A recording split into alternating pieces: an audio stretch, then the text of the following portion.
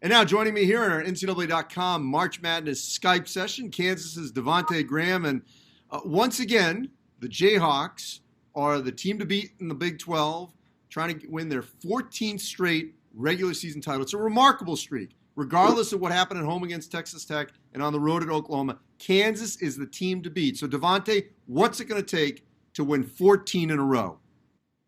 We're just gonna have to be locked in each and every game. Know that everybody's gonna give us their best shot. I feel like we gotta have good attitudes and just come in every practice and just prepare like it's each game is as important as the beginning of the season. So like I said, we're gonna get everybody's best shot. And we just gotta be prepared for it. I mean, look, no one expects you guys to run the table. This is a very good league. There's no bad teams. So take me back to Texas Tech. What happened after that loss that allowed you guys to go on the run that you were on right before the game against Oklahoma? We just had to look at ourselves in the mirror. We thought we were better than what we were, and we thought we were a lot tougher than what we really were, and we just had to call each other out about the things that we needed to do more for each other and just to make the team better. And so what were some of those things that you guys called each other out on? Just like, for myself, just being more vocal, being a better leader, for Legero, he needed to attack the glass more. Udoka had to be a monster inside. Malik needed to bring more to the table, just intangible things, from guys off the bench like Marcus and Mitch, just to come in and give us that spark and rebound and box out, just little things that help us win. What's it like, though? Every game, the target is on your back, whether it's home or road or on a neutral court. Mm-hmm. I enjoy it now. When you first get here, it's kind of a lot on you, but as I've been here for 4 years, and you learn to enjoy it and just accept it. That's why I say you got to know that everybody's gonna give you their best shot, because for some teams it's like the Super Bowl. You get to play against Kansas, and it's just different. So I learned to enjoy it, really. Now, look, a lot of leagues have unbalanced schedule, and they don't play everyone twice. Some coaches may not value that regular season title as much because a lot of it is about March. But what is it about this program that Coach Self instills in you guys, each class, about the importance of winning the Big-12? I think it's just kind of installed in you as soon as you get here. When we break the huddle from day one, as you walk in here as a freshman, we say 12 champs. So it's just kind of something that, it just mentally, it just say it over and over in your head, and you come in here just thinking as yourself as a Big 12 champion. And once Big 12 play get here, you kind of get that feeling of, oh, we got to win it again, or we can't be that team to lose a streak, and just different things like that. Now, you guys are taking a mini break, if you will, from the Big 12 schedule this weekend against Texas A&M, a former conference rival in the SEC Big 12 Challenge. And again, they didn't give you an easy one here. Even though they've been struggling in the SEC, they've got talent that could go far in March. How much do you relish sort of stepping out of the league, even against a team like Texas A&M, in terms of allowing you guys to have another high-level game that's a non-conference game, even if it's at home? It's definitely not a break. We're playing a great team. Their record might not show it, but they definitely got a lot of talent on that squad. And it's just, I think it's a lot for the fans.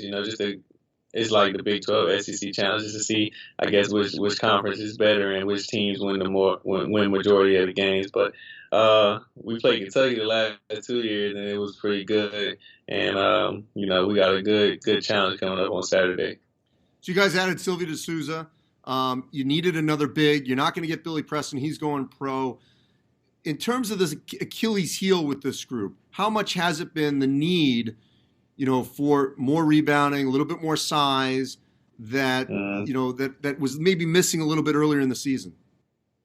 I think it's been, the main focal point of our team. We get out rebounded every game, but somehow we just find a way to win.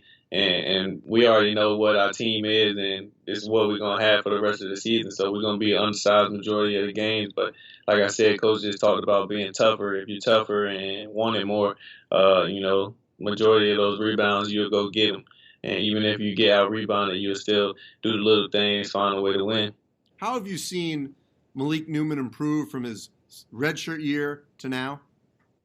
I think he's got a lot of confidence. Last year coach wasn't on him as much as he was me and Frank, but now a lot of it has been switched and reversed to him, and he started out kind of slow, but he's got his confidence back, and he's learned how to pass the ball a lot better than he did in high school, and become a team player, and he's trying to be more of a vocal leader as well.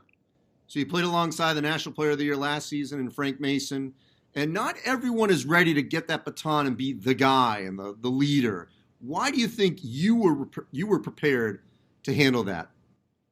I think because coach put a lot of it on me just coming in as a freshman. I remember him telling me, that I was one of the leaders on the team when I first got here, and I was just looking at him like there's no way you expect me to be a leader. And we got Frank, and we got Wayne, we had Jamar, we had Perry, and Landon Lucas, and just guys like that. But he just kind of grew on me, just become more vocal. Guys will follow me, love the personality, and so once I decided to come back, I knew that I would have the keys to the car, and just had to accept all of them. All right, so you got the keys to the car. How far can this car drive? It could drive it as far as I wanted to drive. I feel like we got a lot of good pieces to the puzzle, and at the end of the day, if we're playing the best to our capability, it'll go real far for us. And one last thing before I let you go, Devonte. Last year you played with the National Player of the Year in Frank Mason. You played against one of the favorites the other night, Tre Young. How would you compare maybe their candidacies, Young's candidacy this season from what you've seen firsthand versus the kind of player you played with last season that became the National Player of the Year? Oh, well, they're two totally different players. The way Tre plays, and Frank didn't shoot as many balls as he does, but that's just the style that they play for them, and it works. So, and he's responsible for a lot of their team points and assists and things like that. So, but they're definitely two great point guards that's played this game. Devonte Graham, thanks for joining us here on our NCAA.com March Madness Skype session. Appreciate you.